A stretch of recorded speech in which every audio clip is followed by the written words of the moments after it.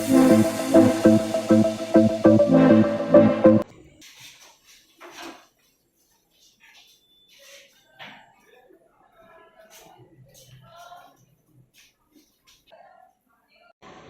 Director Sir, Principal Sir and all the teachers. Good morning to all of you. My name is Anup Manji. I am from class 10B and today our poster presentation on the topic of alimentary canal. Alimentary canal is a hollow tube from mouth to anus. The process of digestion starts from mouth. It is also known as vocal cavity. There are some salivary glands which secrete saliva and makes the food soft. After that, the food enters in the food pipe. It is also known as esophagus.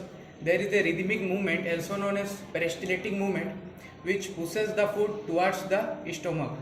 At the end of the food pipe, there is a pyloric sphincter.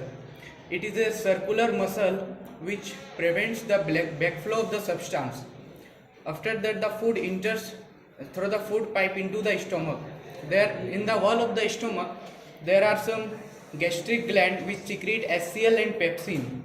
After that, the food digested and went into small intestine. Small intestine is a long tube which connect the stomach and the large intestine. In small intestine has three parts: jejunum, duodenum, and ileum. There are some villi also present for increasing surface area for absorption. After that, the food enter the large intestine, and there are also some villi are present for absorption of water. After that, the food is taken out through the anus. Thank you. Further explanation I would like to call Sweta. And my topic is mouth. It is also called buccal cavity and or oral cavity. The mouth is bounded externally by lips and cheeks and internally by teeth and jaws. It contains three parts are teeth, tongue and salivary glands. Teeth. It is hardest structure. It breaks food into small pieces by the process of chewing and pressing. Set of teeth. It possesses two sets of teeth. The first temporary set that is also called milk teeth. Further explanation I would like to call Ankita Rakshit. Thank you, Sweta. Today I am going to explain permanent teeth. Permanent teeth are total 32 in numbers. And in each jaw there are 4 incisors, 2 canines, 4 premolars and 6 molars. Tongue is also present in the buccal cavity, which is a muscular organ. There are many projections in the tongues which are called taste buds, for which we are able to determine the taste, that is sweet, etc. Now, there are 3 salivary glands which secrete saliva. Saliva contains salivary amylase which break down the starch into maltose. There are 3 salivary glands that are sublingual gland, submandibular gland and parotid gland. Parotid gland is present beneath the ear and the sublingual gland is present below the tongue and submandibular gland is present in the lower side of each jaw. For further explanation, I will call to Avel. Thank you, Ankita. My topic is pharynx. It is a common passage for food and air. It is present at the back of the throat. The chewed food from mouth passes into esophagus through pharynx. Thank you. I would like to invite MD Sakutin. My topic is esophagus. Esophagus is also known as food pipe. It is made up of muscular tube. It carries food from mouth to stomach. No digestion occurs in esophagus. The lining of the food pipe has muscular muscles that contract rhythmic in order to push the soft and moist food towards the stomach. This movement is called peristaltic movement. For further explanation, I would like to call Gaurav. Thank you, Safuddin. And today my topic is stomach.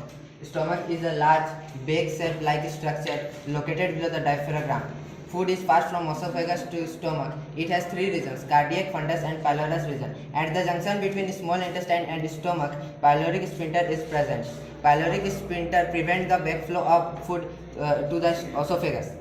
The inner lining of stomach has many gastric glands. Gastric glands secrete gastric juice. Gastric juice is a colorless and it contains hydrochloric acid that activates pepsin to act on protein.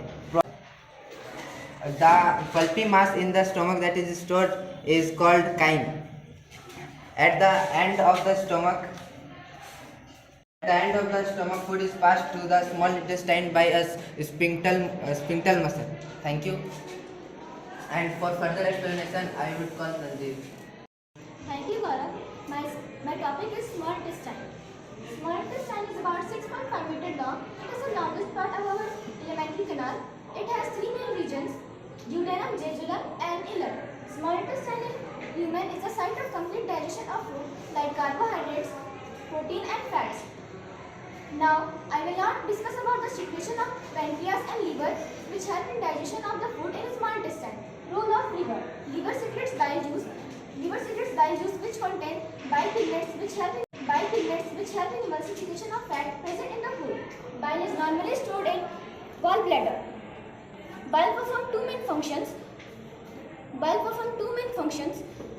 First, the food coming from the stomach is acidic, so the biles make it alkaline. Second, it helps in emulsification of fat. I will now discuss about the role of pancreas. Pancreas is the second largest gland in our body, which lies parallel and beneath to our stomach. Pancreas secretes pancreatic juice, which contains enzymes like trypsin, lipase, etc. Trypsin helps in digestion of protein and lipase helps in digestion of emulsified fat. Now, in the wall of the small intestine, a gland are present.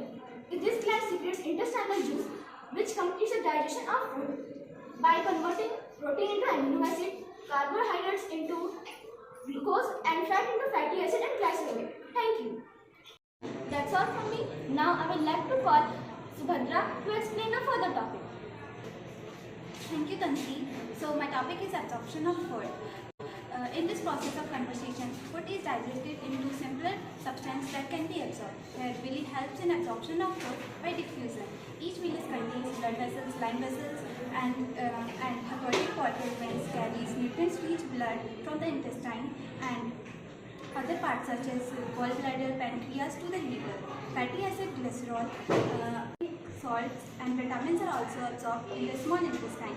And for further explanation, I would like to call Kanna. Thank you, Subhadra. My topic is assimilation of our body, where it assimilates as a parts of our cell. Second, the assimilation of food is used to obtaining the energy as well as the growth and repair the body. Third, the energy is released by the oxidation of assimilation of food in the cell during the respiration. Fourth, the digestive food which is not used for our body is immediately stored on the liver in the form of carbohydrate, and it is also known as glycogen. That's all for me. I will like to call Ankita Rashid. Thank you, Kamna. Today my topic is large intestine. The food that we eat not totally digested in the small intestine. Some food is left undigested, that is called waste. The undigested food enters the large intestine through the cecum, and most of the water is absorbed by the large intestine through villi in the colon, where the formation of the feces took place, and the undigested food is thrown out of our body through the rectum after storing for some time. The removal of the feces from our body is called disinfection. Thank you. From this activity, we get to know about the different parts of the digestive system and how our food is digested in our body. Thank you.